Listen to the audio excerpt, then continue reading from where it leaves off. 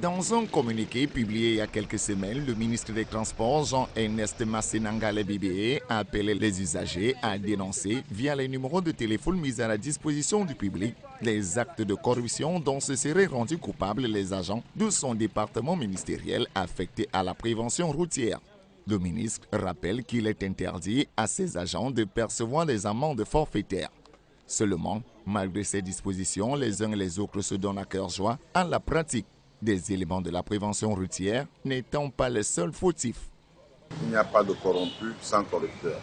Donc il faut être deux, ça veut dire que quelqu'un qui corrompt et l'autre qui reçoit la corruption. En fait, quand on vous envoie en route pour un contrôle routier, vous savez que vous devez donner des convocations. Les convocations doivent être payées à tel endroit bien précis qui est connu. Donc, mais à partir du moment où peut-être quelqu'un dit, écoutez, comme vous voyez, vraiment, je n'ai pas fait ci, est-ce que vous pouvez quand même comprendre et en proposant quelque chose. Bon, l'homme étant ondoyant et divers, vous pouvez être faible.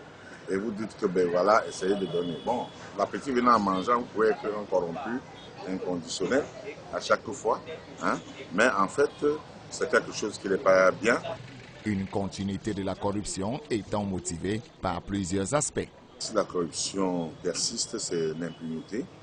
Parce que s'il y avait des cas où quelqu'un qui est corrompu pouvait écoper de quelque chose que les autres voient, bon, on arrêterait. Mais en fait, à chaque fois qu'il peut y avoir un cas même avéré, s'il n'y a pas de conséquences, ça n'étonnerait que le voisin ou un autre fonctionnaire ne se sente pas lui aussi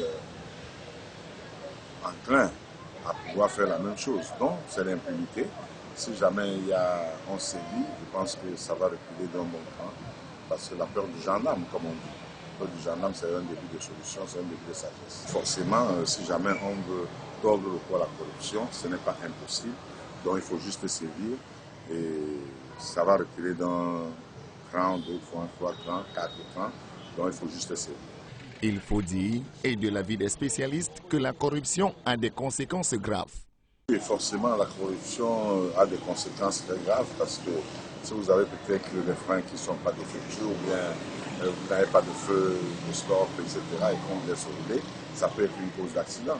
Donc la corruption, c'est un fléau qu'il faut combattre absolument. Mais la corruption, c'est juste essentiellement un problème de cupidité. C'est les gens qui se sentent supérieurs aux autres. Ça veut dire que sa volonté doit toujours prévaloir, quelles que soient les conditions. Donc, il se dit qu'il peut tout acheter. Donc, alors, il va toujours proposer. Et s'il y a un homme faible devant lui, ça va aller. Notons que l'année dernière, le ministre des Transports a donné des astuces au public pour reconnaître un agent véreux de la prévention routière. Le ministre recommandait notamment de demander aux 10 agents la lettre de mission autorisant sa présence en route, la période de la mission étant signalée sur cette lettre de mission.